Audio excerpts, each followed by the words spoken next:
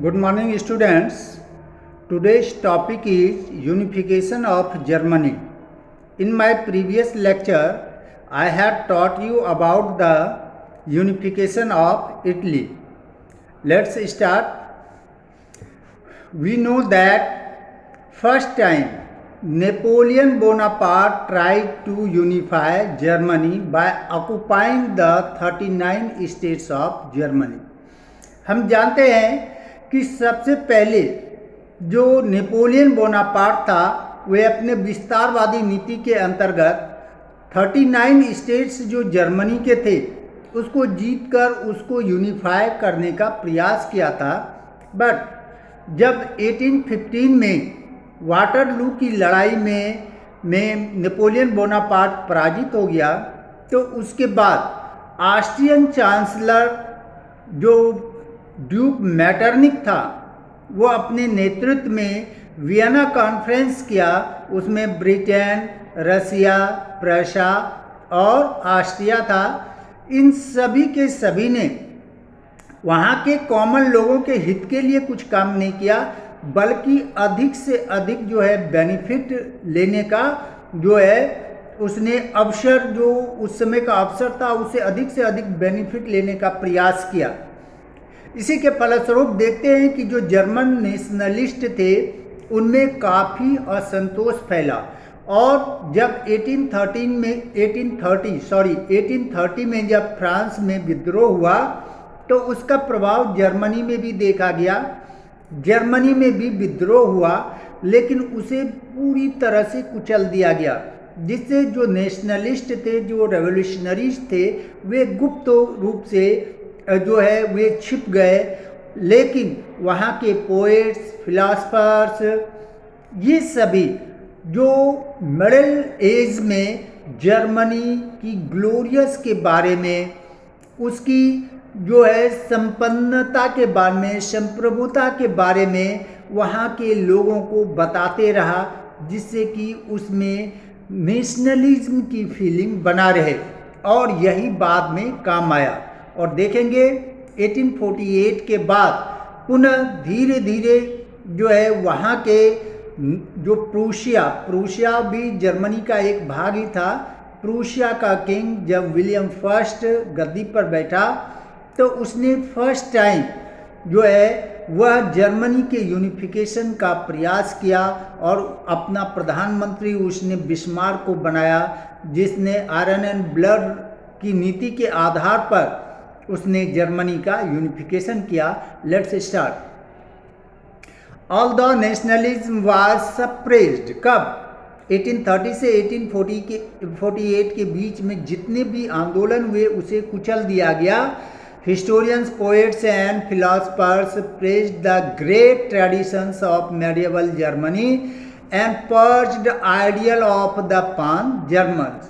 जो एक unified German था उसकी ग्लोरीफाई किया और मिडिल एज में, मिडिल काल में जो वहाँ पर जर्मनी की जो ग्लोरियस हिस्ट्री थी उसके बारे में लोगों को बताया। कौन बताया? जो हिस्टोरियंस थे, पोइट्स थे, फिलोसफर्स थे, इन्होंने।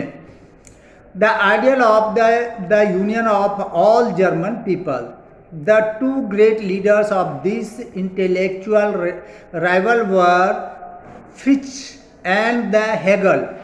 About this time, the Prussian government unconsciously took a step. Unconsciously यानी उसकी इच्छा ना थी कि हम जर्मनी का यूनिफिकेशन कर रहे हैं, जर्मनी के यूनिफिकेशन के लिए यह स्टेप उठा रहे हैं, लेकिन अनकॉन्शियसली ही उसका जो स्टेप था वह जर्मन के यूनिफिकेशन के लिए महत्वपूर्ण जो है वह प्रभाव डाला। which by promoting commercial union of the state paved the way for their future political unification। क्या है? इसके लिए प्रूशियन जो गवर्नमेंट थी उसने जर्मन स्टेट्स जो थे और प्रूशिया के बीच जो भी व्यापार होते थे उस पर टैक्स फ्री कर दिया गया। इट मीन्स इकोनॉमिकली यूनिफिकेशन का प्रयास किया और इसी के आधार पर फ्यूचर में पॉलिटिकली यूनिफिकेशन का सपना वे देख रहे थे। इन 1834 on the initiative of the Prussia was established the Zollverein or the custom union, by which Prussia and the neighboring states were included under one economic system based upon free trade. यानी Prussia के king ने जोल्वेरियन पास किया, यानी जोल्वेरियन क्या था? Custom union. इसके अंतर्गत यह किया गया कि जितने भी नेबरिंग स्टेट्स हैं उसमें आपसी ट्रेड में किसी भी प्रकार का टैक्स नहीं लगेगा, यानी फ्री ट्रेड की व्यवस्था की गई। This commercial union prepared the way for the political union. Although the period between 1830 and 1848, the nationalist efforts ended in failure. 1830 से 1848 के बीच जितने भी जो रिवॉल्ट हुए उस सबको कुचल दिया गया। जो रेवोल्यूशनरी थे, नेशनलिस्ट थे, उनके जितने भी स्टेप्स थे सब फेल हुए। But they were not without their lessons. They prepared the way for more political measure. It was fully realized that Germany could not be constructed unless Austria was excluded. यह जो है failure होने के बाद भी उससे lesson लिया, सीख लिया कि क्या कमी है, कहाँ पर कमी रह गई है और किस प्रकार से आगे स्टेप उठाया जाए जिससे कि जर्मनी का यूनिफिकेशन हो सके। उसने महसूस किया कि जर्मनी का यूनिफिकेशन तब तक संभव नहीं है जब तक कि ऑस्ट्रिया को अलग नहीं किया जाए। Beside the princes of Germany also depended upon the support of Austria for the maintenance of their position. Hence no new adjustment of the relations with them was practicable unless Austria was removed from the scene. लेकिन उस समय German जितने भी states थे, वहाँ के जितने भी प्रिंसेस थे, वे अपनी पहचान के लिए भी ऑस्ट्रियन किंग पर डिपेंड थे। इसलिए किसी के साथ न्यू रिलेशन या कोई न्यू स्टेप कोई नहीं उठा सकता था, because that time Austria was very strong state. Hence the small states of the German federations were feared if they will take any steps which were against the Austrian kings, then they were maybe ruined। कि वे महसूस किए कि अगर Austrian king के against कोई भी step उठाया गया तो उन सबों को रियूंड कर दिया जाएगा, कुचल दिया जाएगा, नष्ट कर दिया जाएगा। With the accession of the William I on the throne of Prussia, a new era opened the history of Prussia as well as German unification। लेकिन जब प्रूशिया की गद्दी पर विलियम फर्स्ट बैठा तो हम देखते हैं कि प्रूशिया ही नहीं, जर्मनी में भी एक नया युग का शुरुआत हुआ। He was a strong believer in the autocracy and strong Prussian to the core। He appointed Otto von Bismarck as the Prime Minister। कब बनाया था? 1862। 1862 में जो ऑटो वन बिस्मार्क को अपना प्राइम मिनिस्टर बनाया। And with this began a new chapter in the history of the Prussia. और उसके प्राइम मिनिस्टर बनते ही प्रूशिया के इतिहास में एक न्यू चैप्टर आया। When Bismarck came to office, he clear-cut view and definite aim। He was also Prussian to the core, and to him a united Germany mean an accession of the Prussian power। वह जैसे ही prime minister बना उसे Prussia के इतिहास में, Germany के इतिहास में एक नया युग शुरू हुआ। वह जैसे ही ऑफिस आता था उन्होंने क्लियर कट बता दिया कि जर्मनी के यूनिफिकेशन के लिए प्रूशिया को सबसे पहले पावरफुल होना पड़ेगा। इसके लिए उसे अपनी आर्मी को स्ट्रॉन्ग बनाना होगा। He was very clear that the most potent threat of German unification was Austria. उन्होंने क्लियर बता दिया कि जर्मन यूनिफिकेशन के लिए सबसे बड़ा जो थ्रेट है, खतरा है, वह ऑस्ट्रिया का है।